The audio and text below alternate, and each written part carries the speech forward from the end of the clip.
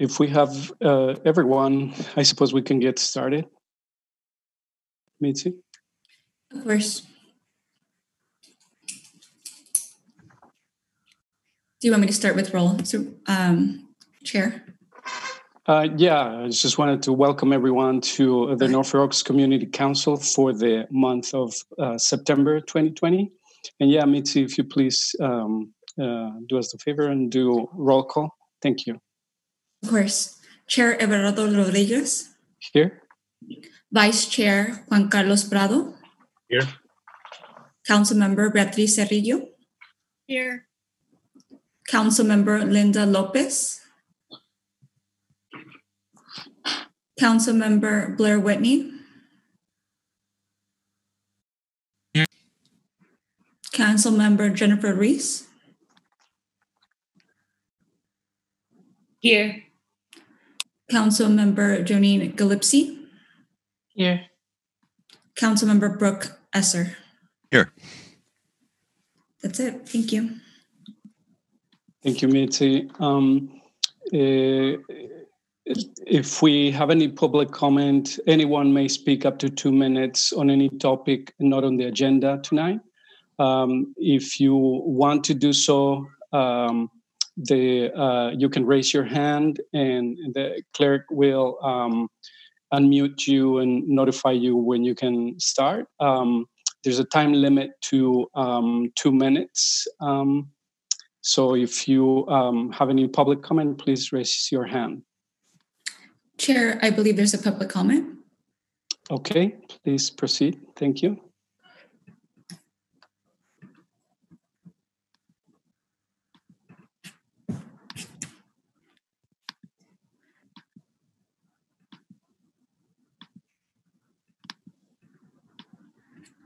Shanice, if you could give me 2 seconds, I'm just going to prompt up the timer. Okay.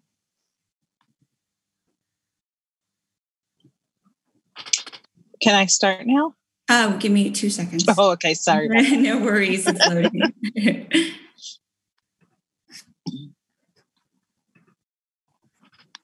Go ahead. Hi, my name is Shanice Stevenson.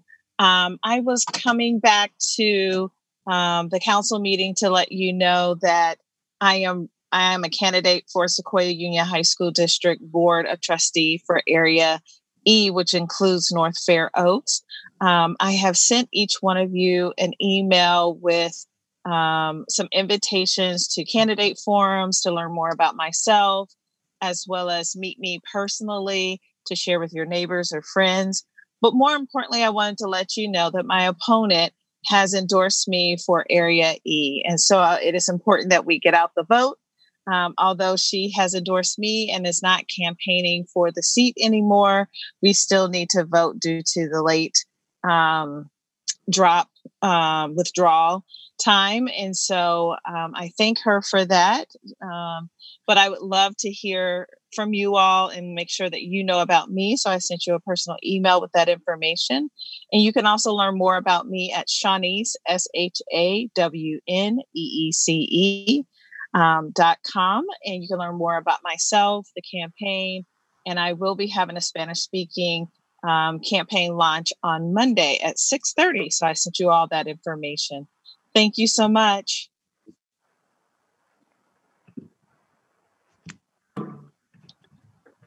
Thank you very much for your comment and your invitation.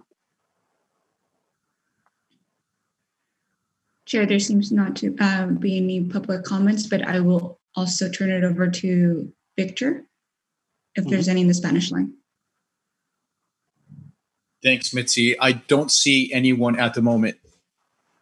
Thank you, Victor. Back to you, Chair. Thank you. Next, we have item 3. This will be a recommendation on a consideration of a use permit pursuant to Section 6503 of the county zoning regulations to allow the intensification of a non-conforming outdoor storage used by the installation of 3 above-ground fuel storage tanks with dispensers to allow the refueling of rental equipment at an existing tool rental businesses. It is the AAA tool rental company located at 82 Fifth Avenue. And the property is in a zone that has been designated commercial mixed use District 1. And we'll have this presentation by planner Kanoa Kelly.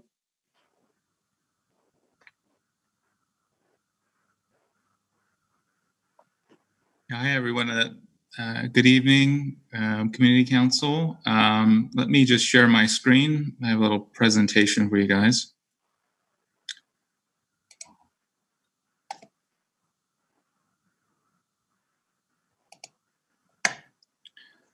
And let's see.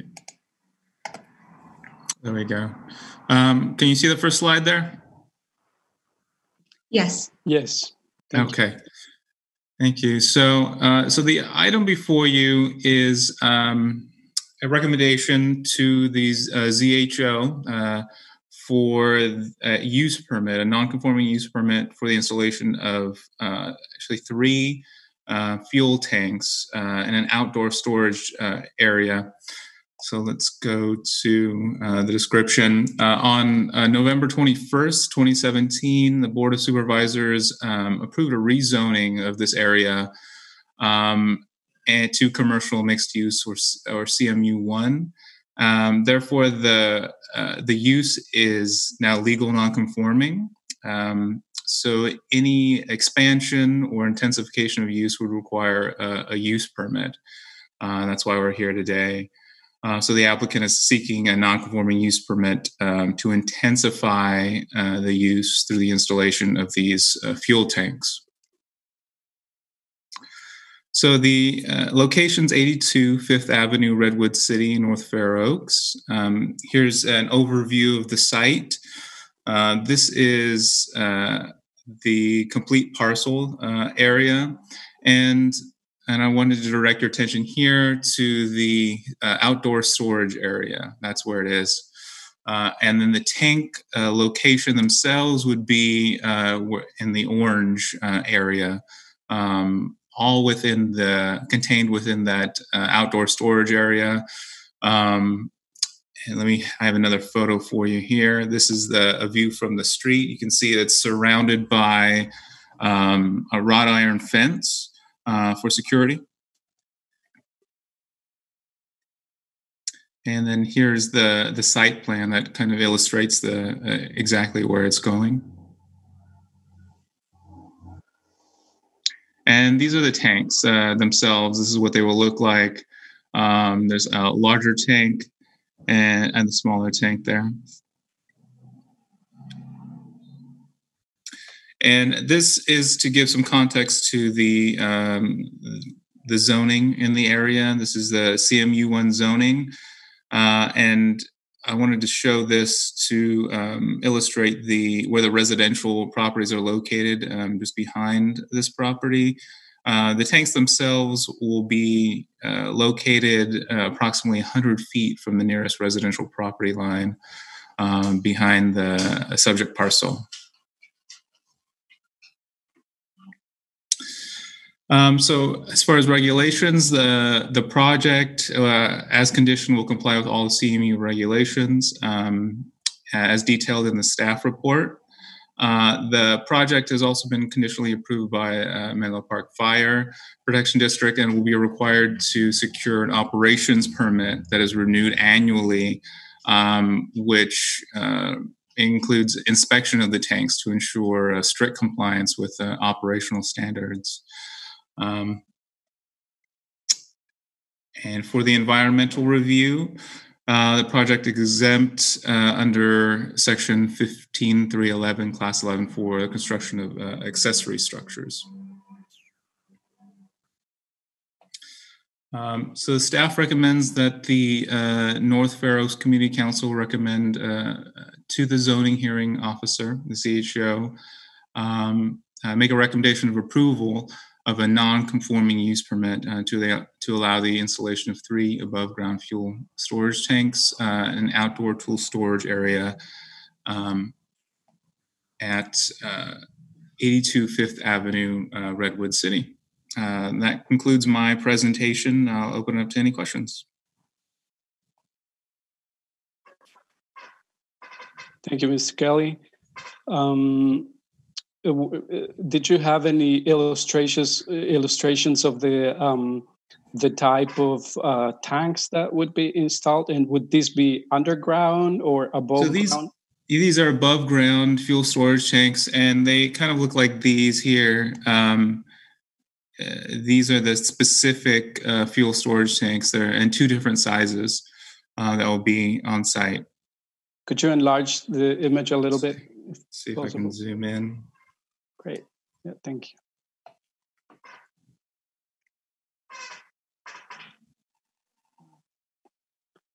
And for council members, this is an action item seeking a recommendation. So please, if you have any questions, go ahead and ask those questions now.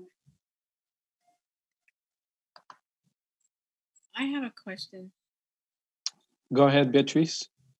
Is this to fuel the vehicles that are on site?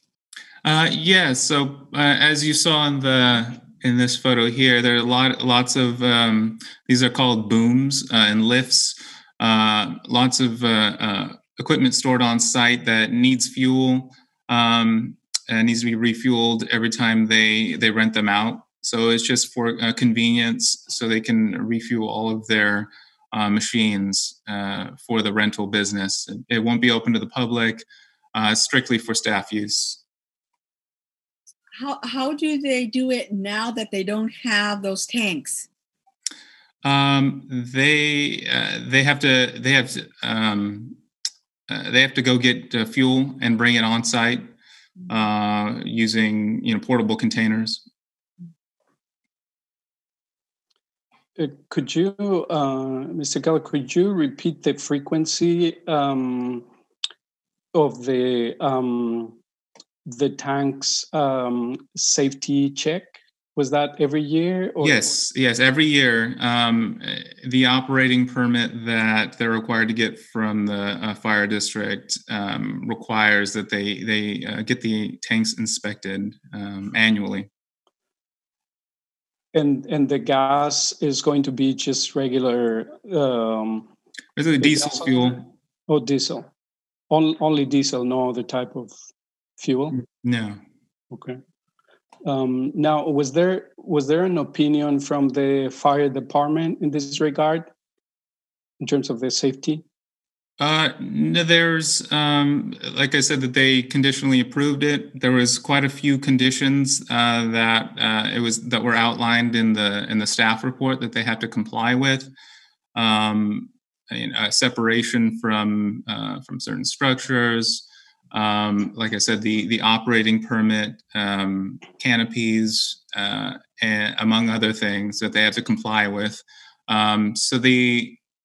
Upon looking at it, the fire department was satisfied that they could meet those requirements, and those will all have to be in place before they can start using the fuel tanks. I have a question to the board. Yeah, go ahead, Juan Carlos. Thank you. My question is, are the conditional acceptance from the fire district, does that limit the capacity of the containers? We are approving just these 3 containers. So we have 2 240-gallon tanks, and then 1 smaller tank. Let's see, I can't see here. Two 240-gallon and 1 530-gallon tank, which is a little bit larger. So that's all that's going to be inside, and they've approved that. Okay, I see two 240-gallon diesel and then 1 530-gallon tank, but that doesn't say what fuel will be in there. Will that be regular gasoline then? That would be diesel. All their it's my understanding that all their equipment uses diesel. Okay, because it doesn't clarify that. It says here two 200-gallon diesel tanks and then one 530. So, okay, you're telling me that all three of them are all diesel. Okay. Yes. Okay, thank you. That was my question. Mhm. Does this qualify? I know you mentioned that the nearest residential home is about, you said 100, was it 100 100 feet, yards? approximately 100 feet.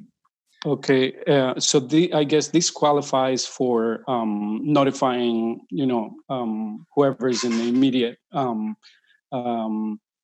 surroundings. Were all those Yes. places notified?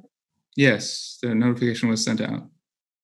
Okay, and did you receive any comment opposing the project or supporting it? No, did not receive any comments. Okay. Through the chair, do these tanks exist in other businesses in Redwood City or in the area? That's a good question. I believe this is one of the kind of remnants of the past zoning district. The CMU1 doesn't allow, I guess, tool rental businesses now. I'm not sure if there is any other tool rental business in the area. I couldn't tell you.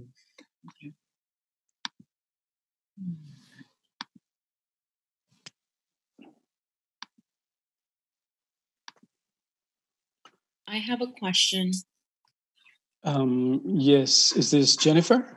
Yeah, Jennifer. Go ahead.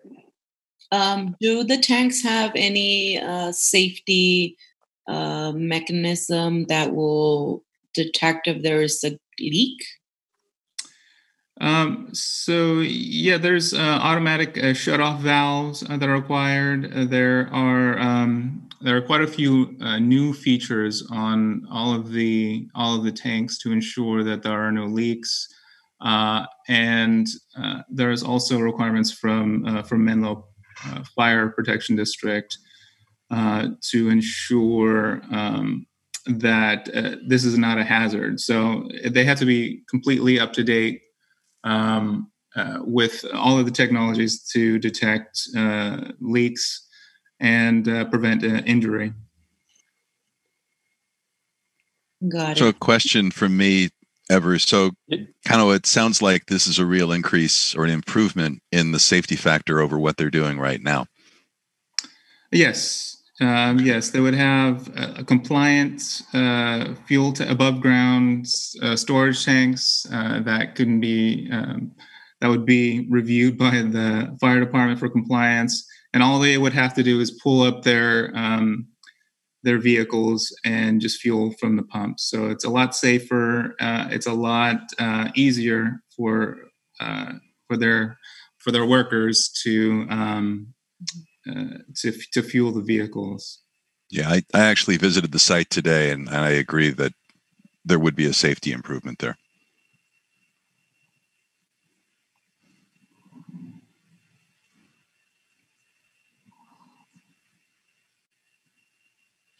Do council members have any further questions or any points for discussion, as these will need an action? I guess from my part, the only concern, and this is with an understanding that this is a commercial zoning, and it appears that the applicant fulfills the county's requirements. However, in the surrounding immediacy, even though they're the closest residential house is about 100 feet towards the back end of the business.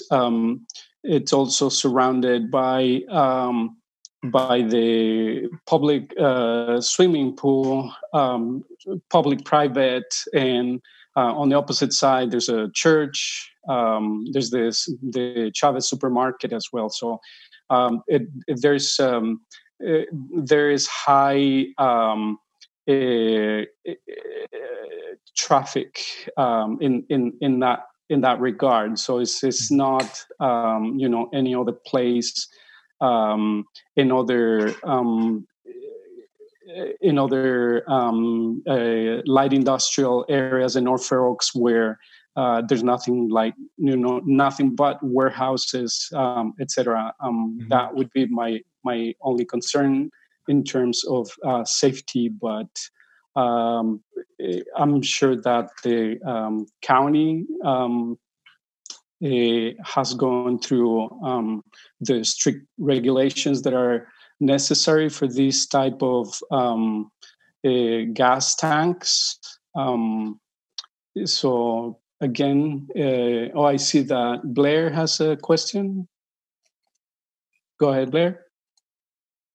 Actually, I was just reading the report on page 12 with all the mitigations and safety things by the fire district. It's really thorough. So I'm impressed, number one, that it's a safety improvement, and number two, that there's a successful business that's continuing to grow and operate, especially during these trying times. So I'm ready to, at some point, make a motion to recommend approval with all the stipulations from the fire district and the other advisory parties that were outlined in the memo. Thank you for your statement, Blair. So if there aren't any other comments or questions, I will entertain a motion, either from Blair or someone else. I'd like to make the motion that we vote to approve the agenda item. I'll second that. Okay. Will that be sufficient for county council? Yes, that's fine. Okay. So in that case, Mitzi, if you can take vote. The chair, we have public comment. Yeah, right. Yeah, we have the public comment. I was skipping that step unintendedly. So do we have any public comment in this item? Okay, let's see.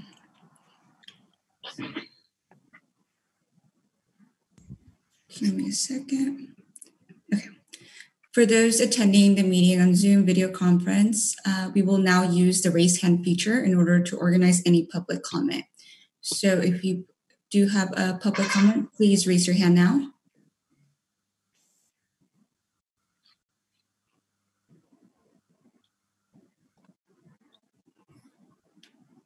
Okay, Victor, is there any public comment on your end? Thanks, Mitzi. I don't see any at the moment. Thank you. Back to you, Chair. Thank you. So now, Mitzi, if you can take the vote, I'll appreciate that. Of course. Chair Everardo Rodriguez. Yes. Vice Chair Juan Carlos Prado. Yes. Councilmember Beatriz Cerrillo. Yes. Councilmember Linda Lopez. Councilmember Blair Whitney. Yes. Councilmember Jennifer Reese. Yes. Councilmember Janine Gillespie. Yes. Councilmember Brooks Esser. Yes. The motion carries. Thank you very much. Thank you, Council.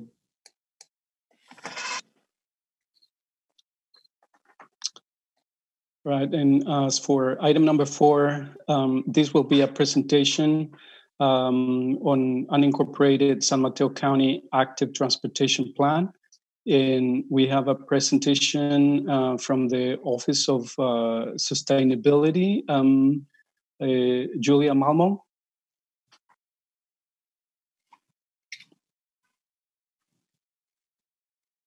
Myself. Good evening, council members, and thank you for having me this evening. Let me just get into my slideshow here. Wonderful. So I've been in touch with a lot of you in the past via email, but this is the first time that I have the opportunity to present to you all. So thank you very much for having me. And I look forward to reviewing this presentation. So as the chair mentioned, this will be on the San Mateo County Unincorporated Active Transportation Plan. So here's an agenda for my short presentation today. I'd like to provide an overview of how the plan was developed, review the contents of the draft plan at a high level, and then chat about next steps and respond to any questions that you may have or members of the public may have. So this is our first active transportation plan or bicycle and pedestrian plan for the unincorporated county communities, which we're really excited about. And the purpose of the plan is to provide a framework for improvements and decision-making about active transportation that really captures community priorities and also crucially makes us eligible for grant funding. And we began the plan process in 2019 in that first phase when we were gathering data, assessing existing conditions, and learning about challenges and opportunities and where folks would like to see improvements from the community members. Then into the second phase in late 2019 and into 2020, we developed draft project and policy recommendations based on the work in that first phase. And we shared those initial recommendations with the community this past spring of 2020. And we're now in the third phase. So based on the first two rounds of public input, as well as the analysis that was carried out in the first phase, we have developed the draft active transportation plan, which we'll be publishing in early October. And I'll also mention that throughout these three phases, we have solicited feedback from the public, as I mentioned previously, our County Bicycle and Pedestrian Advisory Committee, the county's Technical Advisory Committee, and other key stakeholders like yourselves and other community councils throughout the unincorporated county, as well as community-based organizations. So far, we've conducted two phases of community outreach corresponding to those first two phases of work. And our outreach strategy has really focused on reaching people where they're at in terms of attending events where community members are already going to, such as the North Fair Oaks Health Fair, which was in the spring of 2019. The Fair Oaks Community Center, we held a workshop there. The Siena Youth Center, and we've also distributed paper surveys to households and online. And this in-person outreach was complemented by online outreach through an online survey and an interactive bikeway map where folks could pinpoint locations, and that's in that second image there, where they would like to see improvements or where they found it particularly challenging to walk or bike. And I'll note on the topic of community engagement that we were hoping to do more in-person outreach this past spring, and we had to pivot to pretty much exclusive online community outreach due to COVID-19, with the addition of some more direct distribution of paper surveys and online surveys in North Fair Oaks. As part of the data analysis portion of the plan, we looked at bicycle and pedestrian collisions, as well as gaps and areas of future trip potential. So as you can see in these three diagrams, North Fair Oaks has collisions of bicyclists and pedestrians relative to other areas in the county.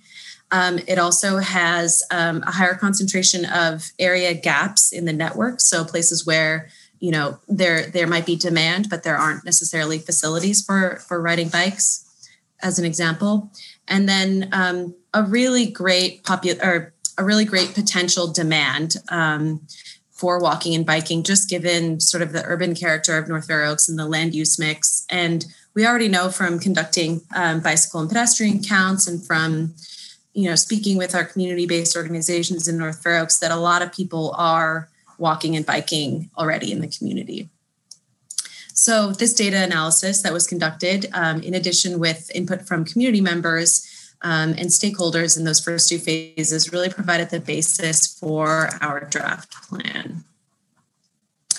And speaking of the draft plan, here is a snapshot, a little sneak preview of the contents. And in the next couple of slides, I will describe in a little more detail what's in those chapters. So the goals, the active transportation plan is centered around these 5 goals that you see on this slide. And those are to allow people of all ages and abilities to access key destinations in their communities like school or work or church or the grocery store, improve safety for people walking and biking, provide equitable access to transportation investments, increase the number of people walking and biking so we can reduce congestion and GHG emissions, and remain flexible to changes ranging from, the pandemic to new transportation technologies like e-scooters. Moving on to the bicycle recommendations, here are some images showing the different types of bike facilities or bike lanes that are proposed in the plan. And generally, the facilities go from the top left to the least separation from vehicles, down to the bottom right, showing the most separation from vehicles. And the way that that we decide on the most appropriate facility for each roadway is first by considering community priorities and where folks would like to see facilities and what type of facilities, what the trade-offs might be associated with the different facilities. For instance, if it's a bike lane, would that mean the removal of parking? And is that something the community is willing to accept, or would they prefer a different facility that maintains parking? And I know parking is in short supply in North Fair Oaks, so that's something we've been thinking about, as well as how many cars drive on the roadway and how fast they're going, with the idea that more separation is generally generates a more comfortable facility for everybody from an 8-year-old to an 80-year-old. If there's more separation for cars when cars are both high speed and high volume on a roadway. So here's a snapshot of the proposed bicycle network in North Fair Oaks. And this reflects community input that we've received throughout the plan process, existing projects that the county is developing, like Middlefield Road as an example. And then also facilities that were identified in the North Fair Oaks community plan. And I'm happy to come back to this slide for questions later on, but I'll move on for the sake of time right now. In terms of pedestrian recommendations, we have developed pedestrian access and safety improvement recommendations for 11 areas, specific areas in unincorporated San Mateo County. And the locations were selected based on community input, your council's input, and the demand and gap analyses that I mentioned previously. So in North Fair Oaks, the pedestrian priority destination that was selected for study was Fifth Avenue from Park to Spring. And this really recognizes that we heard a lot of feedback about Middlefield Road that is being addressed in the Middlefield Road Improvement Plan already. So we're taking a look at Fifth Avenue. And these concept plans are really meant to act as representative examples of the types of improvements that we could implement elsewhere in the county and elsewhere in North Fair Oaks for that matter. So the physical improvements that I've mentioned thus far are supported and they're complemented in the plan by support programs and policies. And the list on this page is really just a sample of those many programs and policies which recommend efforts that change the way that we work to get projects in a way, for example, that prioritizes equity and responds to community concerns about things like anti-displacement and gentrification as it relates to active transportation, or address safety concerns in a rapid manner using kind of what we call a quick build methodology. These programs and policies also include activities that can encourage more walking and biking in our communities, like open streets events, which are events where streets are closed off to cars, on a Sunday, for example, and folks, vendors might be set up and activities are programmed. And the image on the screen there is from one such event that happens on a regular basis in usual times in San Jose called Viva Calle San Jose. Finally, the financial and implementation chapter of the plan outlines the ballpark project costs, potential funding sources to implement some of these projects, and then implementation methods and considerations. And the chapter also outlines our project prioritization methodology and criteria, which essentially allows us to decide as a county sort of where we should get started and where we should prioritize implementation of projects. And so those prioritization criteria include equity, safety, access to key destinations, connectivity, comfort, and demand. And they relate to the goals of the plan. So in terms of next steps, we'll be publishing the draft plan in early October, which I will make sure to send your way. And then at that point, we'll be asking for the council's feedback as well as community feedback on that draft plan. We'll make any revisions to the plan as appropriate based on the feedback that we hear from you all and from members of the public. And then we'll bring the plan to our Board of Supervisors for their consideration in early 2021, January or February. So I will conclude my presentation with an invitation to you all to provide feedback on the plan and help us spread the word in the North Fair Oaks community about this phase of outreach.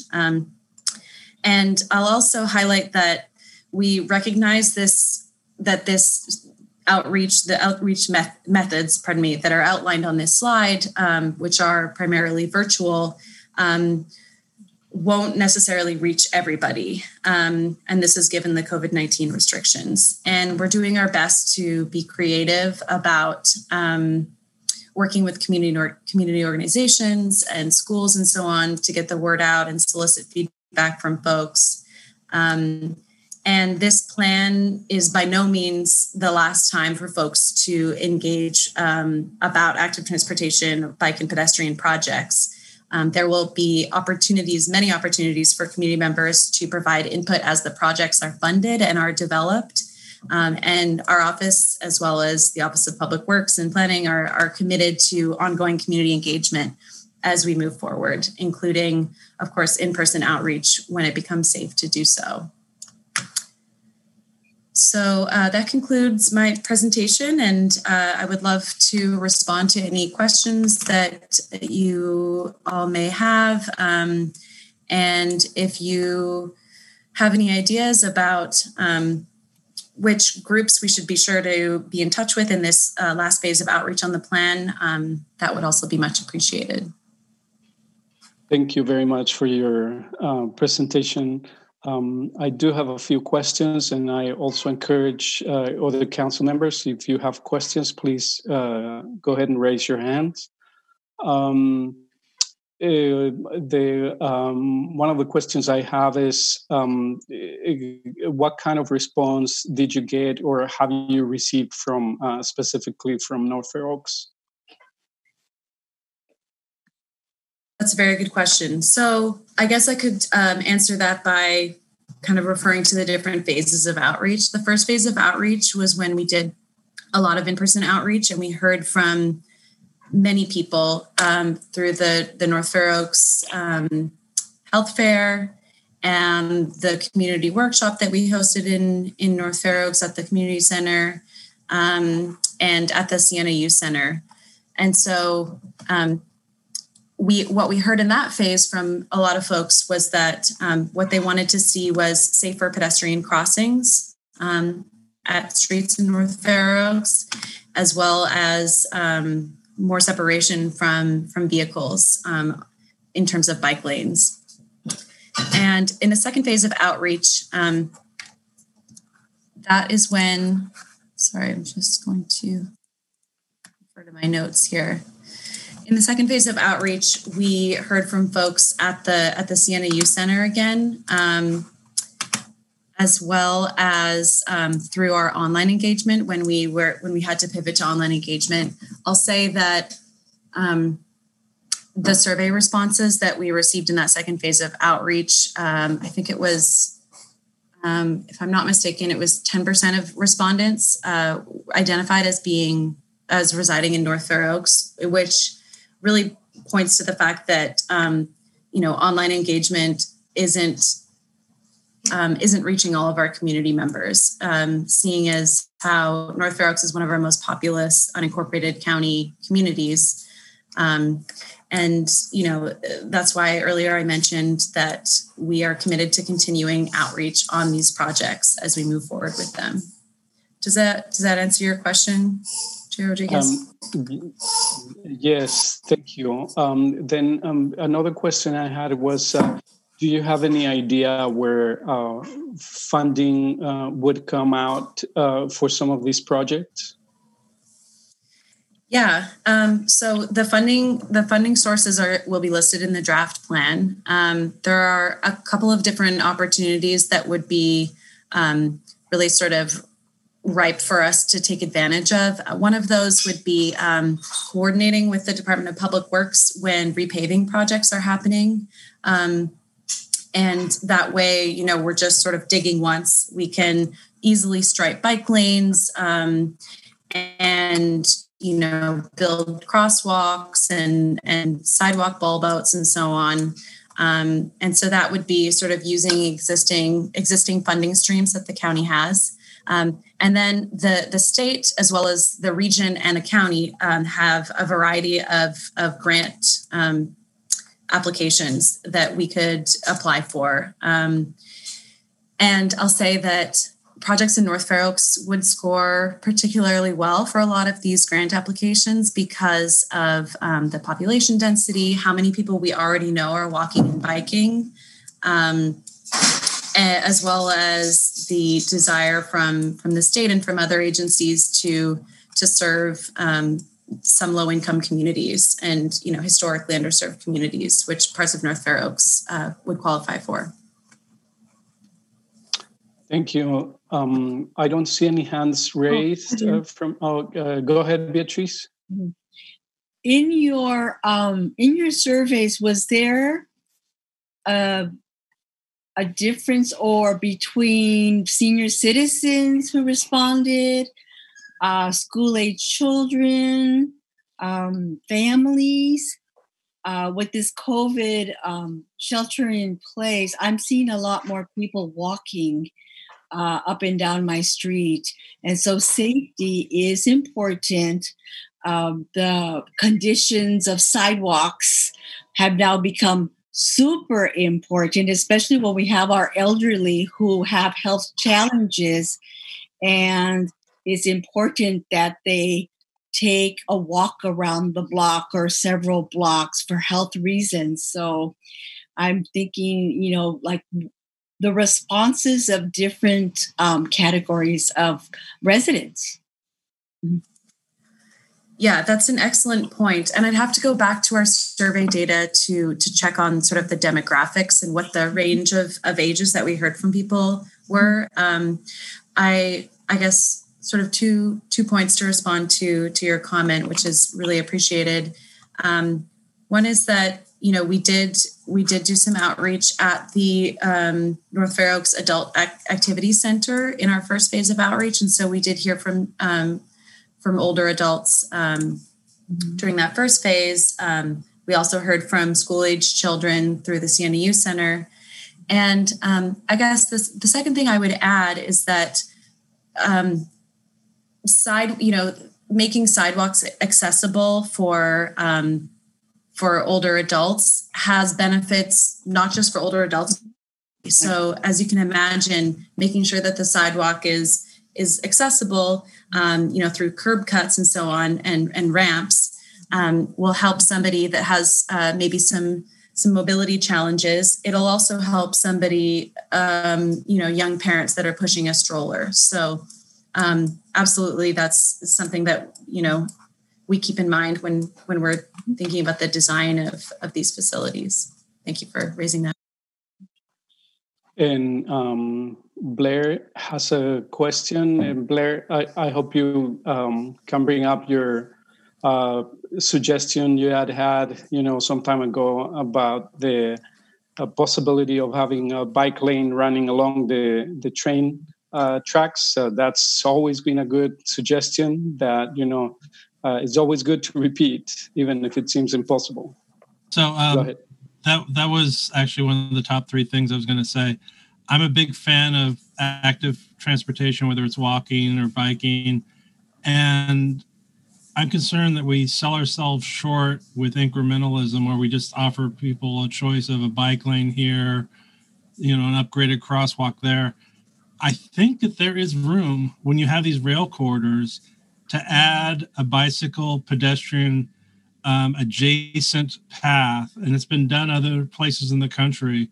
You don't have to shut the rail line. You can build it in tandem. There's a route I take to work where I can catch this bike route behind the soccer fields in Palo Alto and go along the train tracks. And there's even like a bridge over Embarcadero, and I swing around the high school, and that sort of stuff people get excited about, as opposed to some of these bridges where you have to do these long corkscrews and get off and push your bike to get over like Woodside Road from the north to the south. It's a pain in the butt.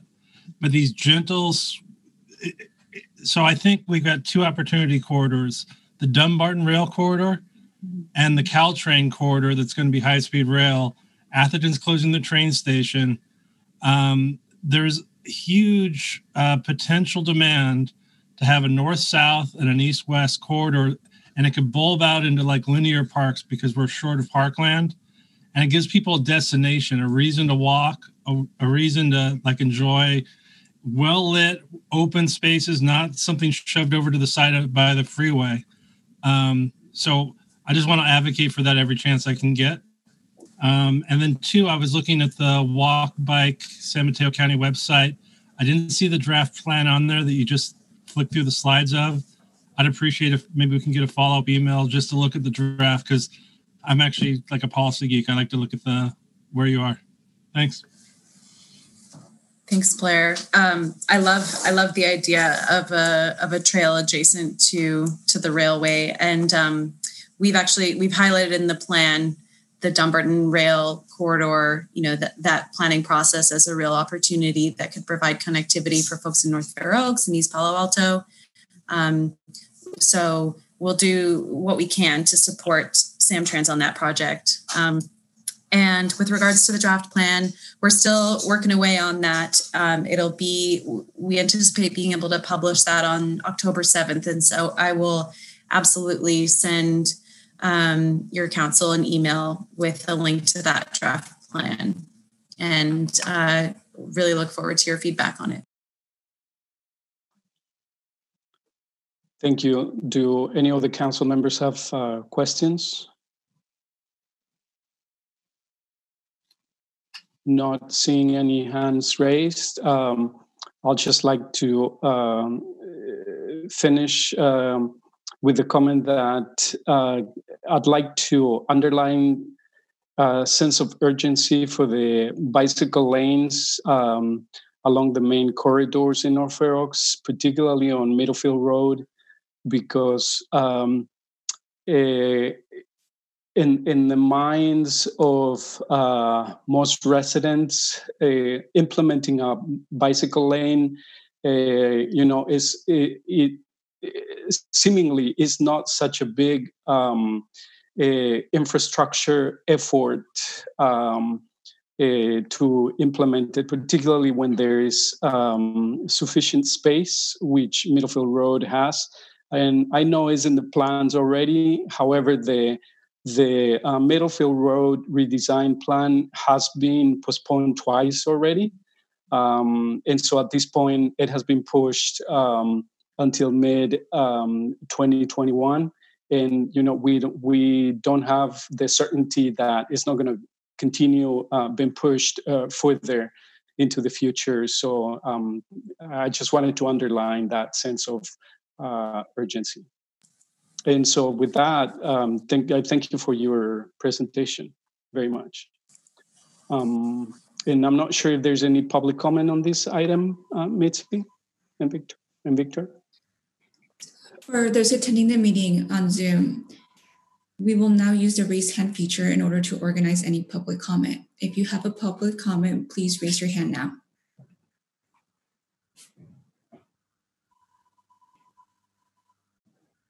Okay, there's no public comment on this end. Victor, is there a public comment? Thank you, Mitzi. I don't see any at the moment. Thank you, Victor. Back to you, Chair.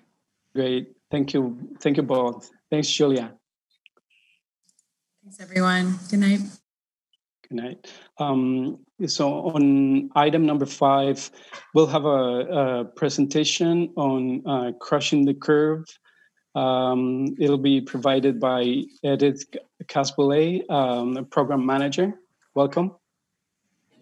Thank you very much, Chair Rodriguez, members of the North Fair Oaks Community Council. My name is Edith Cabuslay. I am with San Mateo County Health Systems Behavioral Health and Recovery Services Division. I am going to get ready to share my screen with you.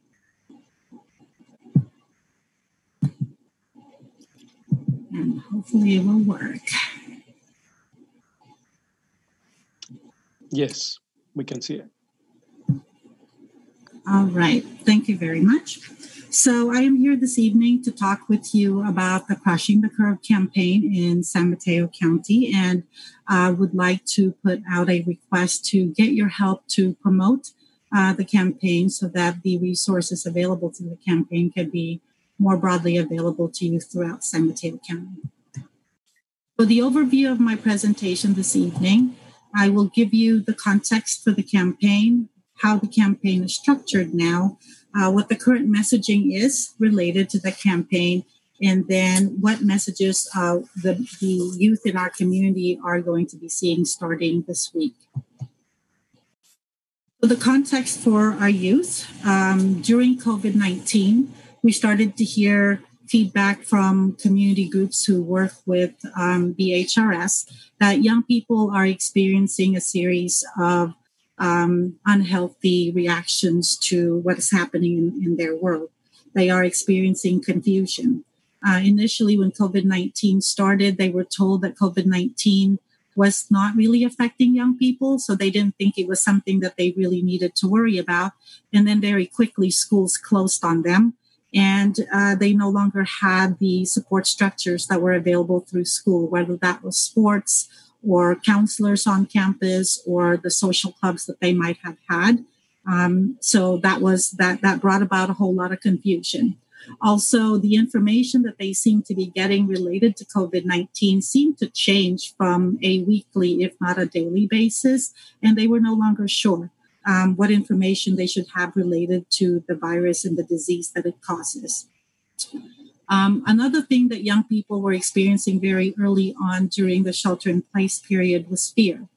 Now that they were not in school anymore, they heard that grades were not going to happen anymore. Maybe no standardized tests were going to happen anymore, and they don't know what was going to be happening if they were headed to college. And the reality that they had prior to COVID-19 no longer looked like the reality they were dealing with by the middle and the end of March this year. They also expressed feelings of isolation, where they were asked to stay at home and not interact with people who were not part of their households. And so they really felt like they were isolated from everything that they used to be familiar with in their community. And lastly, they felt disconnected. They can't see their friends. They were told to stay in a social bubble. They didn't know what a social bubble was. Many of them reported having trouble connecting to school through online platforms. They couldn't access counseling at school, and all their support systems were gone. So they just felt like they were by themselves, stuck at home. And as you can imagine, the data started to show that mental health challenges started to go up among young people. And we really worried about the risk for increased substance use among young people during this time. So we were asked to put together a campaign to reach out to young people related to COVID-19. And we used the model that we utilized for the Cannabis Decoded campaign, which I had presented to this council about in the past. A website was created that included the basics about COVID-19. It showed young people academic supports if they wanted supports beyond what they were getting on their online classes at school. It gave them ideas about hobbies that they might be interested in taking up during this time. There are many, many volunteer opportunities available in their communities that we wanted them to be aware of. The website also includes blogs about nutrition, the fact that when we are under a whole lot of stress, we do stress eating, and that could increase the number of calories that enter our body and increase our weight potentially, and how we might be able to eat in a healthy manner during shelter in place. The website also showed a whole lot of opportunities for physical activity in the area and how you can do that in a safe manner. And if young people were experiencing either mental health challenges or were thinking about using substances or have started using substances during this time, that website also offered them ideas on what they can do instead of perhaps using substances, and it linked them to services in case they needed either physical health, mental health, or substance use treatment services. The initial focus of that campaign was really on the counties of Alameda, San Francisco, and San Mateo counties. When it was offered to collaborate on this campaign, the other two counties were quick to say, yes, we want to work with you on that. So most of the messaging you're about to see are concentrated in those three counties. The website right now is accompanied by a social media campaign with the goal of driving young people and youth and young adults to the website. There's also a parent section because we realize that when we are dealing with young people, we need to be able to also provide information and assistance to their adult allies so that we can all guide them with the appropriate messaging. So I wanted to share with you some of the images that you'll see on the website. So the website address is crushingthecurve.me. You can feel free to look that up on your browser. And these are some of the messaging that you'll see there. On the bottom left, we take the time to explain what social bubbling is and how people become part of social bubbles and what it means to be in a bubble and what it means to break out of a bubble and why it's really important that you stay with your social bubble as much as possible. In the middle there, you see an image for part of the website where we talk about mental health and why COVID-19 could lead young people into having mental health challenges, and to let them know that there's help available, that what they're going through is normal, and that there is help available if they want. And what you see on the upper right are examples of bike routes in San Mateo County that are recommended if people wanted to go out there and be physically active. These are some of the most gorgeous areas in San Mateo County that people can experience during COVID-19. These are some of the images that are out on social media. The very first set of images that we used essentially told young people that they can be a leader during this time, that even though they might be feeling fear and confusion and isolation, that really this is an opportunity for them to be leaders. Young people have the capacity to work with technology in ways that those of us who are a little bit older than they are not able to. They have a real facility for technology. They actually can be the ones who teach us how to better utilize technology that's available to us. So the campaign really encourages them to step up and be a leader in their community, starting with themselves and their families, but also their whole community can be involved in their effort to be heroes in their own lives. And those are the current social media images. So new campaign directions. As of July 1 of this year, the two main funding sources for this campaign, the CDC Foundation and the Chan Zuckerberg Initiative, encouraged us to broaden the reach of the campaign into a more regional campaign. So in addition to the three original counties, now the counties of Marin, the city of Berkeley, the county of Contra Costa, and Santa Clara County are also part of this campaign. I'm about to show you some new social media images and other products that we are putting together. And now this campaign includes a regional youth council. There are 2 young people in every jurisdiction in each of the 7 counties that are involved in this campaign. There are 2 young people who represent the jurisdiction. We asked each of the jurisdictions to appoint at least one of those two representatives to be a person who comes from a community that's heavily impacted by COVID-19. The Youth Council provides feedback to the whole campaign. They will be essentially leading the whole campaign. They will be conducting local focus groups. When youth surveys are being implemented in our communities, they will be the ones to promote those to their peers. They will provide feedback to actual products that are developed for the campaign, and they're going to oversee the whole campaign. They meet with health department representatives on a monthly basis to let us know directly what their suggestions are for the campaign. And all of their feedback are being incorporated into the campaign. They have their own leadership structure. They have chairs and co-chairs, and they are compensated for their time. Every hour that they spend on this campaign, they are compensated at the minimum wage for that jurisdiction. And so these are the new images that started showing up on social media this week. These are images that young people have provided feedback to. And essentially, now they are encouraging each other to step up and be more like leaders in their community, and to not let COVID-19 keep them down. They've asked for the colors to be brighter, and they have asked for the masks to show up so that it's very clear to the community that these messages are about COVID-19. And as we go into the new year in 2021, you're going to start to see backgrounds that look like different areas in the San Francisco Bay Area. So that you'll see images that are familiar to the young people that this campaign is trying to reach. So with that, I will take any questions that you might have. Thank you, Edith. Thank you. If council members have questions, please go ahead and raise your hands. I'm going to start with one question. Edith, are you working with other youth / community-based organizations besides the Youth Council? Yes, so all of the organizations that BHRS, our alcohol and other drug prevention program contracts with, are involved in promoting the campaign. The Office of Community Affairs is helping us promote the campaign.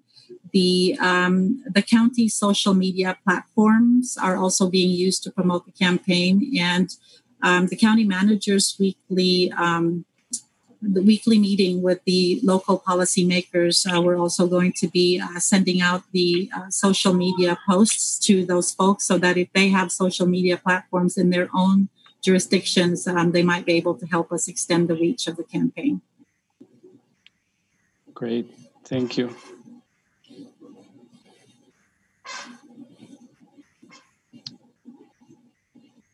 I don't see any hands raised by any other council members.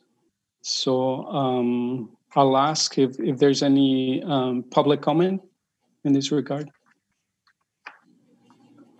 For all those attending the meeting on the Zoom video conference, we will now use the raise hand feature if you have a public comment. Please raise your hand now.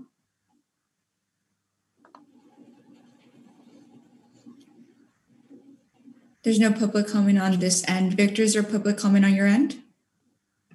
Thanks, Mitzi. I don't see any at the moment. Thank you, Victor. Back to you, Chair. Great. Thank you. And thank you, Edith. It's good seeing you. I hope you're well. Thank you. You too. Thank you. We will go on to item number 6 in the agenda, and that'll be a presentation about the Great Plates program. I don't have a name for who's going to give the presentation, but it's from San Mateo County Health. Good evening. My name is Danielle Lee, and I'm with the San Mateo County Office of Sustainability, and I'll be providing the update on the Great Plates program. Are you able to hear me okay? Thank you. Yes. Okay, great. Some of you may be familiar with the program. Great Plates Delivered is a meal delivery service for older adults, and it's an emergency meal program that was launched shortly after the pandemic shelter orders were given to us by our health officers.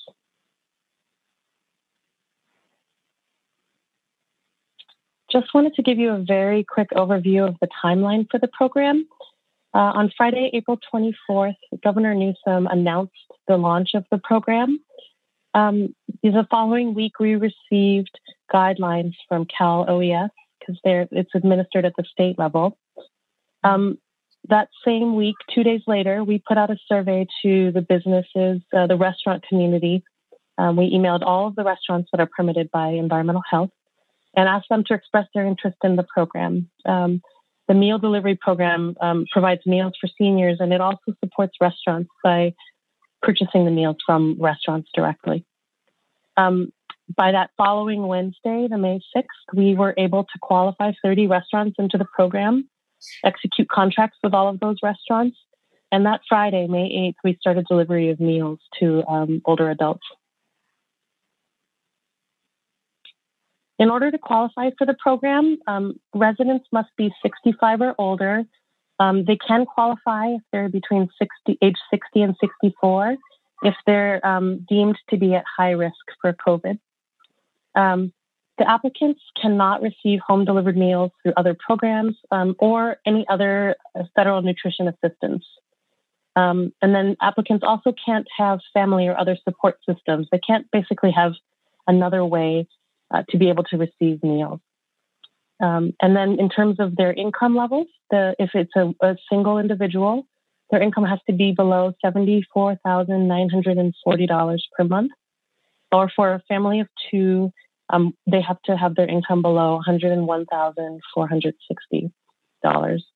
And basically, this program is designed to support people who cannot prepare or get meals on their own. Currently, we have almost 2,500 participants, and they receive 3 meals a day prepared for and delivered by local restaurants from across the county.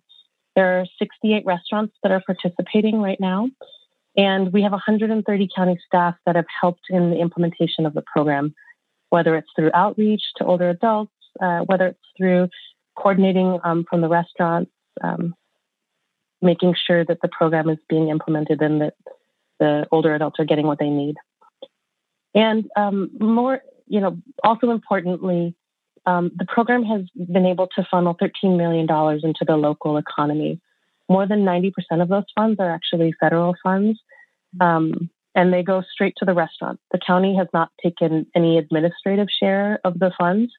We've given everything that's available to the program directly to the restaurants so that they can prepare meals for our older adults. What we'd really love is for help from your council in terms of spreading the word. We think that this is an excellent program. It can really support our older adults who are what we like to say are the heroes. They've been the ones that have been sheltering at home, doing their part to make sure that they don't spread COVID, that they don't contract the illness, and that they're helping all of us keep safe. And so this is our way of helping them to be able to continue to do that. We know that meal support does not meet all of the needs, but it does go a great way in terms of helping people to be able to shelter safely at home. The program is basically funded on a month-to-month basis, but we are still accepting enrollment. And all that people need to do to enroll is to call our Aging and Adult Services hotline. The phone number is listed there, and I've also listed my contact information if you have any questions. And we just encourage folks to call. The hotline staff have the ability to answer questions in Mandarin and in Spanish, and I believe other additional languages as well. So we'll be able to enroll residents and get them all the information that they need. With that, I'd just like to stop and see if anyone has any questions and any ideas, I guess, in terms of how can we get the word out to more residents who might qualify for the program. Thank you, Danielle. Thanks very much for your presentation. If council members have any questions or comments, please go ahead and raise your hands. Danielle, do you foresee this program evolving into something else into the future post the pandemic? Yeah, thank you, Ever. That's a great question. In the beginning, we were operating really month to month, and it was just a question of, will the program get extended? And we couldn't really think about the future because so much was in just keeping the program running. Now that we've been operating it, since May, basically, we've had time to think about what are the improvements that we might make, or how might we approach this program if we didn't have the restrictions of federal funding. So we're talking with program staff right now. The current program is funded through October 9th, and we typically hear right around the deadline whether it will be extended for a month. But we've been developing some options for what the program could look like if it weren't federally funded. Some of the participants have actually expressed that they might be able to pay for meals. But the logistics of trying to order through third-party delivery platforms, or they're not going to DoorDash or Grubhub to order meals. But if we had a program that was easy to use, that some have expressed that they could potentially pay for meals, and then others, we had to turn away from the program because they were receiving a small amount of nutrition assistance through SNAP or other federal programs. So we're thinking about, could we have maybe 2 or 3 different offerings that met the different needs of participants? So we're working on that. We don't have a finalized proposal, but we're actively pursuing that right now. Thank you. And I see Brooks has his hand raised. Go ahead, Brooks. Yeah, Danielle, you were looking for ideas in terms of spreading the word, and I was wondering if you'd targeted, say, apartment complexes that are full of seniors that might qualify economically for it and things like that. We have done some outreach to senior kind of associations, but we haven't targeted specific complexes. If there are some that you're aware of, I would really appreciate the recommendations. We'd be happy to do some outreach to those very specific kind of micro neighborhoods, if you will. Okay. Thank you. Thank you. And Blair also has questions. Go ahead, Blair. Hey, Danielle. Thanks for the presentation. I think, if I recall, this was the program that initially some of the restaurants in North Fair Oaks had trouble applying for. There was some deadlines and some language issues. I'm curious whether several months later, any businesses in North Fair Oaks were able to meet your requirements as a restaurant to participate. Yeah, thank you. That's a great question. When we initially offered the survey, which was the way that restaurants could apply, we had it in 3 languages. So we had it in Spanish from day one, and also in Chinese, and then in English. And we set up 3 separate business hotlines, also Mandarin, Spanish, and English, for restaurants to call with questions. I do think that one of the challenges was the very short turnaround time. We were, the governor announced the program, and then there weren't guidelines. And so Aging and Adult Services was just getting phone calls from interested participants, but we didn't have a program stood up. So we tried to open it up as quickly as possible. So aside from the multiple languages for the application, and a very straightforward application, and the hotline, business hotlines, we did multiple rounds of programs. So we first onboarded 30 restaurants, and then we did them in batches of 15 or so to get up to 68. And then a few restaurants have dropped out. So we worked really closely with the restaurants, and every time we did another poll of restaurants, we looked again at the applicant pool. So there wasn't a deadline where we closed the applications. They're actually still open now, only that the program demand has sort of leveled off, if you will. We shot up very quickly, and then after that, it started to taper. So we weren't able to bring on more and more and more restaurants. So we sort of plateaued at around 70. If we are able to get more participants, we will certainly work to onboard more restaurants as well. And so that's one of the big pushes. You know, we have fewer participants in the southern part of the county than the demographics would indicate that we would expect. And so that's why we're, speaking with you this evening and trying to do more targeted outreach to some of the communities where we don't have as many participants. So we have more participants in the north, and so therefore more restaurants. And we don't ask restaurants to serve the entire county. They get a sort of subzone of the county that they're assigned to. So we'd love to get more participants in the southern zone, and then therefore we could bring on more restaurants. We do have some restaurants from North Fair Oaks, largely caterers, but a few FG Bakery, and then 2 additional restaurants, caterers, are located within North Fair Oaks. Great, thank you. I don't see any other hands raised. If other council members have questions, please go ahead and let us know. Otherwise, Danielle, I thank you very much for your presentation, and I'll encourage you to, if you have any prepared information about this program, by all means, you can send it to myself or Mitzi, and we will distribute it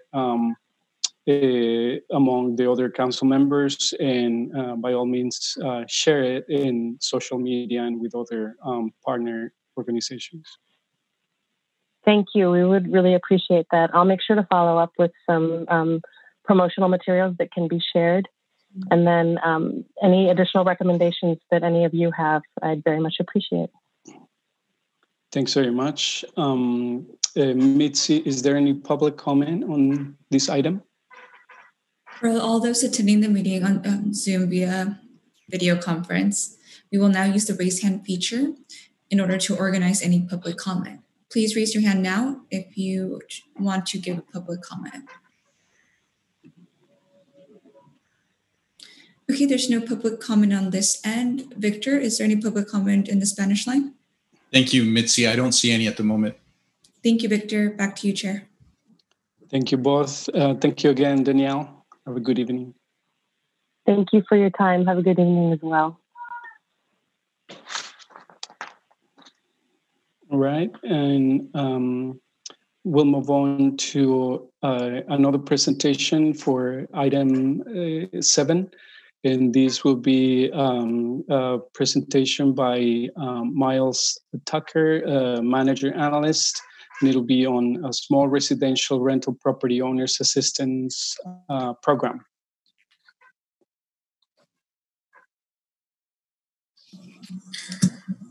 All right. Good evening, President Rodriguez, members of the council. Thank you so much for allowing us the opportunity here to discuss with you the Small Residential Rental Property Owner Assistance Program. My name is Miles Tucker. I'm a management analyst in the San Mateo County Manager's Office, and I'm really thrilled to have the opportunity to walk you through this program here today, or this evening, rather. Thank you. All right. So the purpose of this program is to help offset the economic impacts of COVID-19 that it's had on the smaller residential property owners in San Mateo County through direct cash payments, as well as discharge of back-owed rent by tenants. It should provide relief for rent non-payment due to COVID-19 during the period of the county's eviction moratorium from 1 April 2020 to 31 August 2020. And ultimately, we're hoping to improve the stability of our county's affordable rental housing. The folks who will be eligible to apply are property owners who live in San Mateo County and lease residential rental units in San Mateo County. And we're specifically targeting those who rely on this income as their primary source of income and who've earned under $400,000 in gross residential rental income in 2019 and 2018. That's not a combined in 2019 and 2018, but in each of those years below 400,000. The units that are eligible must be located in San Mateo County. They must be occupied by regular renters. We're defining that as 30 days or more, so this isn't eligible for Airbnb. Airbnbs, for short-term vacation rentals, verbos, or anything of that nature. These are your traditional regular rent. It's going to be for units that have lost rent due to non-payment due to COVID-19 between April and August of 2020 during the county's eviction moratorium. And the units must not have any code violations or unaddressed public liens. In addition, the rent must be at or below the 2020 Housing and Urban Development fair market rents for San Mateo County, and those are listed there at the bottom of the screen for different types of rental units.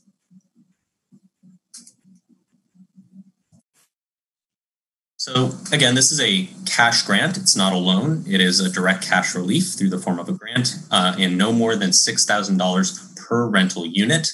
Each property owner can apply for a maximum of 10 units. That's not 10 buildings, it's 10 units, apartments, individual properties. The grant amount is 80% of rental losses between that April 1st and August 31st, 2020 timeframe, up to that maximum grant amount of $6,000. So basically, they can claim losses up to $7,500 during that period to get that $6,000 grant. And the total grant amount or the total losses that are applied for up to that $7,500 are available for discharge in back rent owed to the tenant. So this primarily and directly benefits the property owner, but the tenant is also, and the renter rather, is getting a benefit here as well. So here's a little bit more about the math, some examples, because I know when you explain all these, it doesn't really make sense, but here it is on paper.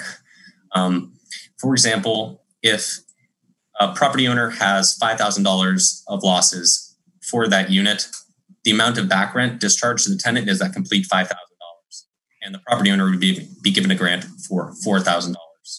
Same thing if rental losses during the period were $7,500, back rent would be discharged $7,500 for the renters, and the property owner would be granted $6,000. Now, if rental losses exceeded that $7,500 threshold for claim limit, the back rent discharged off of $10,000 of losses, for example, would still be $7,500 with that maximum grant amount of $6,000. And Mitzi does have these slides and can distribute these to the council for more time looking at them here. For prioritization, we're primarily prioritizing units with the highest losses relative to property owners' total income received. So we're really trying to focus priority on the folks who really rely on this income. We'll also be prioritizing units in zip codes with the highest poverty and COVID infection rates throughout the county, similar to the zip codes we use to prioritize in the Child Care Relief Fund and the Geographically Targeted Small Business Assistance Program. Again, just because we're prioritizing these two categories does not prevent any otherwise eligible unit within the county from applying. So any eligible unit in the county can apply, but we do want to prioritize these two areas. And application information. Right now, we are targeting a 5 October application launch date. We're still finalizing the build of that application. It will be accessed through the smcstrong.org website. Applications and FAQs will be available in English, Spanish, and Chinese.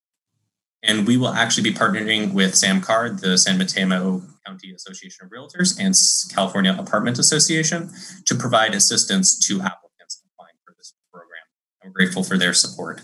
And also grateful for the support of the San Mateo County Office of Community Affairs, who's helping us not only in helping craft this program, but also with the translation services, as well as the San Mateo County Manager's Office Communications team.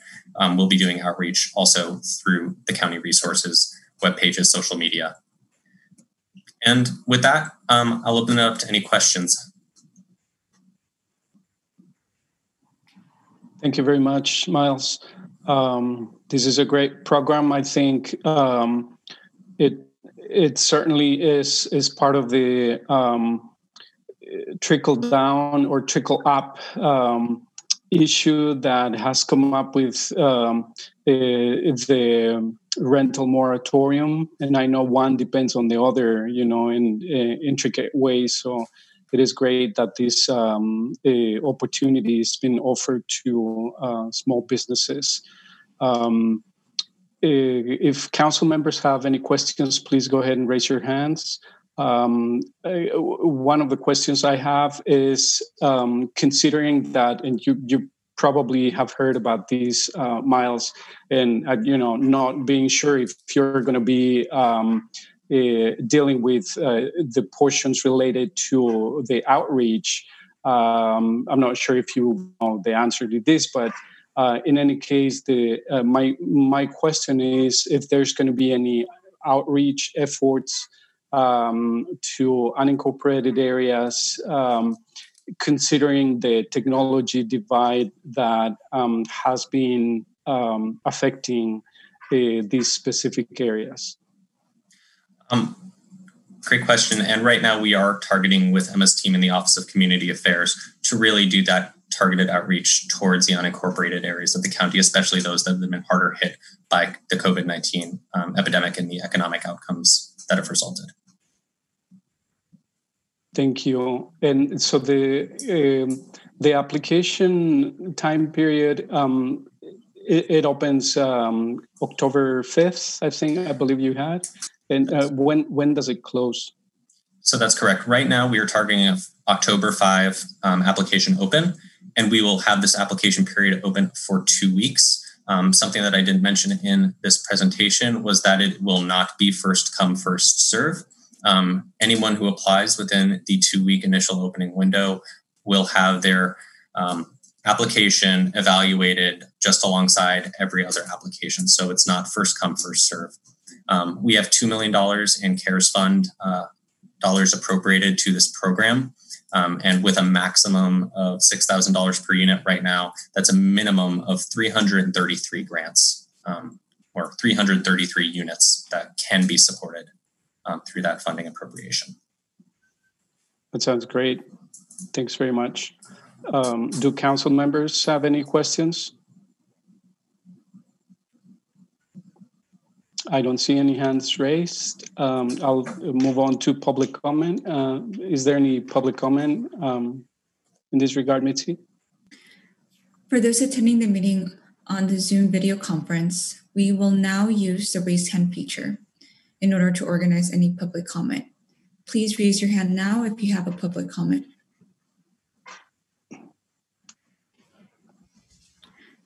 There's no public comment on this end. Victor, is there public comment on the Spanish line? Thanks, Mitzi. I don't see any at the moment. Thank you, Victor. Back to you, Chair.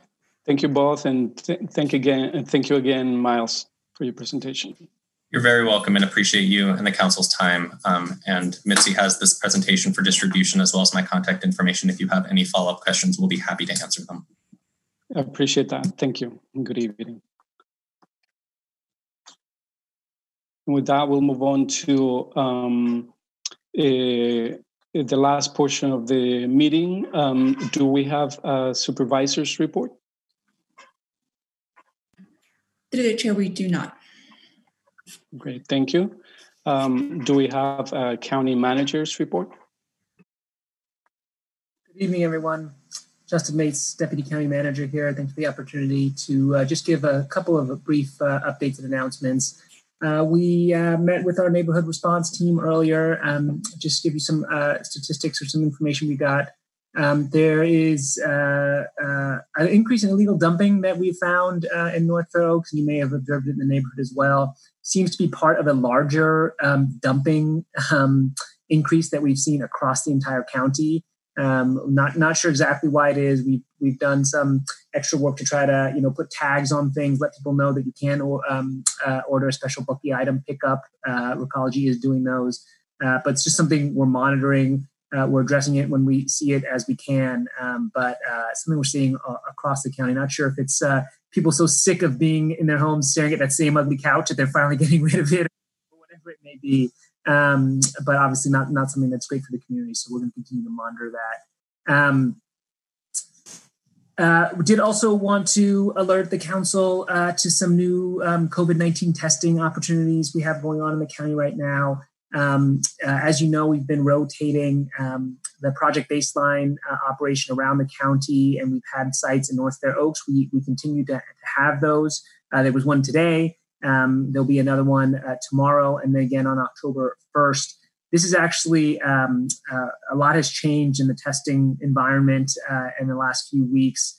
The state's new blueprint for a safer economy has really made clear the state's desire that everyone just do a lot more testing. And actually, we in San Mateo County for months had been exceeding the target testing goals set by the state, but now it's very clear the state would like a lot more testing. In fact, there's ways that additional testing can help a county get into a less restrictive tier. So we are rolling out actually a lot more testing opportunities in the county.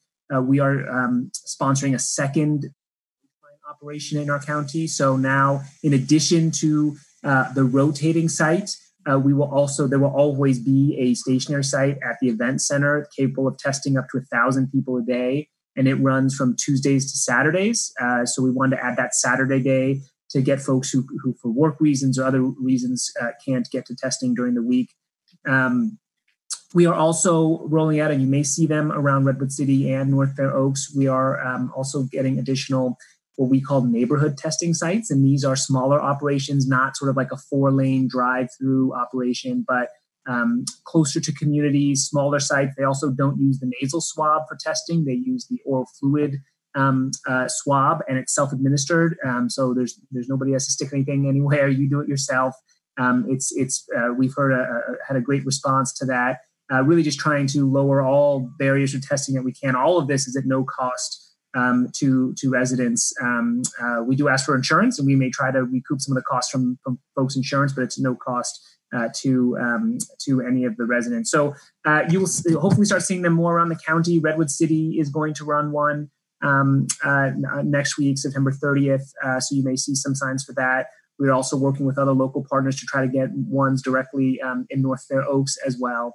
But in general, we're just trying to get a lot more testing availability into the community. So more on that. And please, if you have any questions or concerns, feel free to email me, or you can visit the website at sncgov.org/testing, and it'll give you all the information you need about testing there.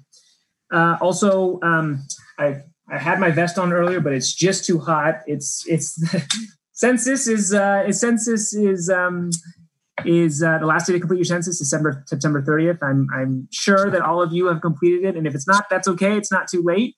But please also get the word out. We're really trying to do a push to get as many people to complete the census as we can as a county overall. And I think we heard this at a prior meeting. We're doing well, but we still have areas where we could do better. And there are several tracks at Fair Oaks that we are partnering with local CBOs to go canvassing and really increase those numbers. So we're hoping to finish strong and sprint through the finish line, as Mike Calkin likes to say. So please, if you know anybody who hasn't completed the census, please request that they do so. Other updates from the Office of Community Affairs. If you haven't seen it, we are creating a regular COVID-19 community resource newsletter. Hopefully you've seen that. We are distributing it to our Office of Community Affairs distribution list, as well as other people who sign up specifically for the newsletter. And that also, there's a link for that on our website. The October newsletter will be sent out electronically and mailed out to North Fair Oaks residents in the first week of October. And then finally, you may have seen some press on it. The county has created a mask mobile. You may have seen some pictures on it. It's very brightly colored. It's meant to attract attention and really remind people about the importance of face coverings to mitigating the spread of COVID-19 in our county. We have mask distributions. They're not really intended to draw a big crowd, but we want to be in the communities, be visible in the community, and remind folks about the importance of masks. And we are distributing masks in North Fair Oaks and Redwood City. We've distributed about 2,000 masks and about 1,700 just in North Fair Oaks alone. So also trying to get masks to folks who don't have masks. And that's it. And I'm happy to take any questions from the council. Thanks very much, Justin. We do have a question or comment by Brooks. Go ahead, Brooks. Yeah, Justin, quick question with regard to COVID-19 testing and the partners you're working with. I just wondered if you're working with, for example, the Multicultural Institute with regard to testing for the day labor population. Thanks, Mr. Esther. Great question. We have done some initial outreach. We are not specifically working with the Multicultural Institute right now, we did recently issue an RFP for support with COVID-19 outreach, and part of that is for organizations who can also support testing sites. We are in the way this neighborhood testing site works is the county provides all the test kits and pays for all of that, but we need a local partner to help us kind of run a site. And so there were opportunities for folks to respond to that specifically. That RFP just closed, and I don't know off the top of my head if Multicultural Institute responded or not, but we are actively looking for partners. And so even if they didn't respond to that RFP, we will be reaching out to folks to run additional sites in North Fair Oaks. Okay, thank you very much. Any other questions from council members for Justin? I do have a question for you, Justin. Since you were mentioning the NRT meeting, so some time ago, before COVID-19, our council would receive an invitation to the meeting and the agenda. And, it was rather difficult for most of us to attend because it was taking place around 3 p.m. or, 4 p.m., something like this in the middle of the week. So although it is a really good concept, it's a really good meeting.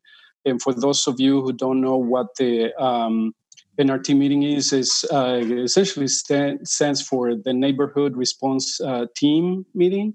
And what it is a meeting that has a representative from each department from County of San Mateo. And the most salient issues, for those departments in regards to North Fair Oaks or perhaps other unincorporated areas come up during those meetings. And I think it is a really good meeting for any of us council members to be attending. So just putting aside that background for those of you who don't know about the NRT meeting, I was wondering if because I didn't know that the NRT meeting continued meeting until you just mentioned it. So now, since I don't know if are you guys doing it virtually, I suppose, and if that is the case, could any of the council members be able to attend the meeting just to listen and take notes? The plan would be essentially that whoever attends that meeting, and we can rotate to take notes, and then at each regular meeting during the council members report, just give a brief report of some of the most important or relevant issues that came up during the meeting. I think that would be taking a really good advantage of the efforts that county puts in with the NRT meetings. Yeah, thank you, Chair Rodriguez. I believe in the past, I believe the chair and the vice chair might have been invited. I think we can't invite everybody because of Brown Act issues. It's not a public meeting, and we don't follow the Brown Act with that meeting. But certainly, if it was instead of the chair and the vice chair, if there was some sort of rotation or something like that, absolutely, a member or two members of the council would be happy to attend these meetings. It's not every department in the county. It's really meant to, in some ways, recreate what cities sometimes do, where city departments are all in the same building. And so, you might have some synergies by walking down the street, but of course the county, our roads, DPW is, 2 miles away from, our code enforcement folks, just because of the nature of our operation. So we do meet virtually. It's a lot of the departments that you would expect a city to have. It's those are the ones that that meet. And so, council members would be happy to have council members there. We just do have to respect the Brown Act, so we couldn't have a majority of council members, but 1 or 2 every time. If we want to develop a rotation, yes, we're happy to extend those invitations. Just let us know how you would like us to do that, or if we could invite the chair and the vice chair, and then at your pleasure, you could delegate it to a certain council member every month, however you would like. During business hours, because it is county employees who are attending. So we do. It is. I think it's 3:00. Is it every third Wednesday? Is that what we do, Mitzi? It's every Thursday. Thursday. Mm-hmm. Right. Yeah. Thank you very much. So we would appreciate if you can send us, the date and time for the next meeting, and then we'll try to coordinate for one of us to try to be there. Happy to do it. Thank you. Thanks very much. And are there any council members' reports? No, but I have a question. Go ahead, Beatrice. Where does one go for information about voting? Where to go vote? The mail drop-off points. Voting is coming. It's very, very important. I'm seeing the mailers coming through the mail now, but I think we need information about where drop-off points are going to be, if there's any virtual meetings with the candidates. We need to make just have information to make informed decisions about voting. And so I'm in need of some just information. So in terms of the technical aspects of where to vote, how to do mail-in vote, where are the drop-off sites, who to call when you have a question, that would be out of the Assessor Clerk Recorder Elections Office. Perhaps, Mitzi, I'm looking at you. Maybe we could include a link to that site for the council members, or in the chat, we could look it up. We're almost at the end of the meeting, so why don't we follow up with the link for that. In terms of candidate forums and things like that, I'm trying to think of a central place where you could find that. We'll have to look at that. I'm not sure where there's a place where you could see where candidate forums are. Okay, thank you. Mm-hmm. Yeah, thank you, Beatrice. It is indeed an important point, and I'm not sure if there may be any specific efforts that will be pushed in this regard, given that there has been a lot of confusion, particularly in terms of whether the sending the ballot through the regular mail is reliable or not, etc. So I think, that's something that we would have to dedicate some time to. But Blair just posted on the chat URL for our website that provides good information by state. It's just from the state of California, from smcvote.org. But I know that the state of California also has a couple of really good websites that where you can register to vote, and also you can double check and make sure that your registration is as a voter is valid. And if not, you can register on the spot. So there's certainly reliable information and help online. Yes, and thank you, Mr. Whitney. That's the site I was thinking of. That's run by the Assessor Clerk Recorder. So it's in the chat. Thank you for sending that out. I actually just got a postcard in the mail today from San Mateo County Registration and Elections Division, and it's nice and it's in color. And it's got vote by mail, ballot drop box, all the questions that you just had. So I think they're doing direct mail. Okay. And that's the link that they put on the post. Okay. Sure. Right. Thank you, Blair. And did you want to mention what you also said on the chat in regards to the cleanup day? Yeah, actually, I think there's huge pent-up demand.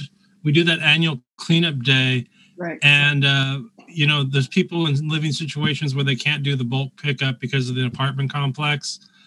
And we go around as volunteers and dudes with pickups and volunteers just picking up trash by the railroad tracks. We really clean up, and everyone feels really good about the community after doing that.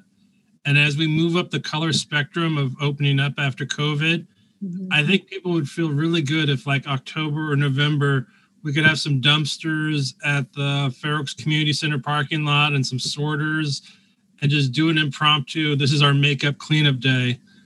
Because I think that's what's going on, is a lot of people are moving out, and there's just, there's pent up demand for like a community cleanup day. Thank you, Blair. Indeed. So normally that yearly cleanup that we get here in North Fair Oaks happens in the month of June. And we had started to plan that with Recology and the Office of Supervisors Locum. Unfortunately, under the pandemic, those plans had to be canceled. And so if somehow,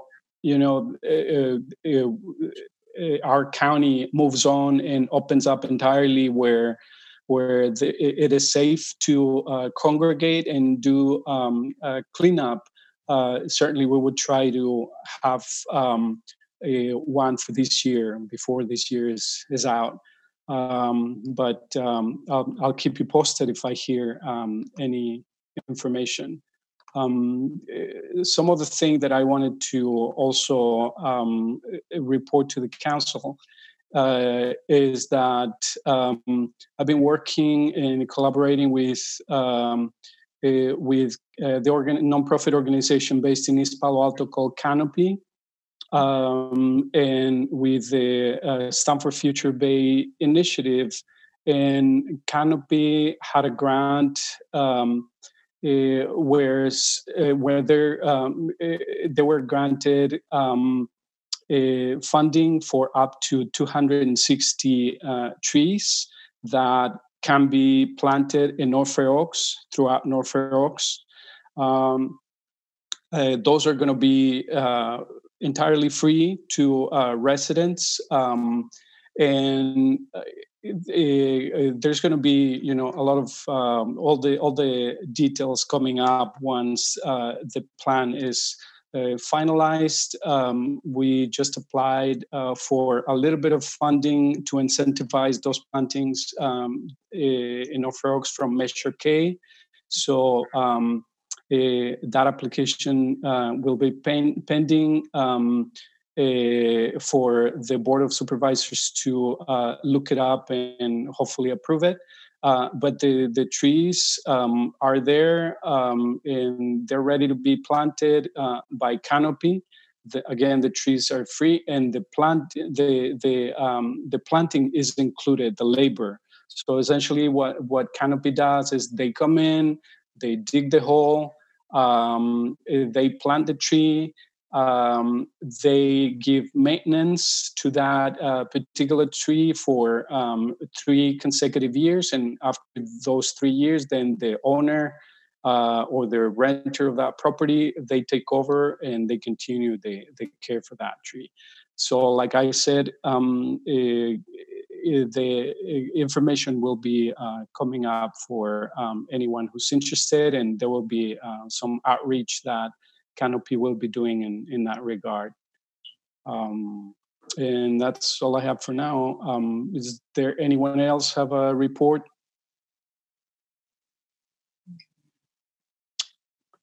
Not seeing any, then I guess we can adjourn the meeting.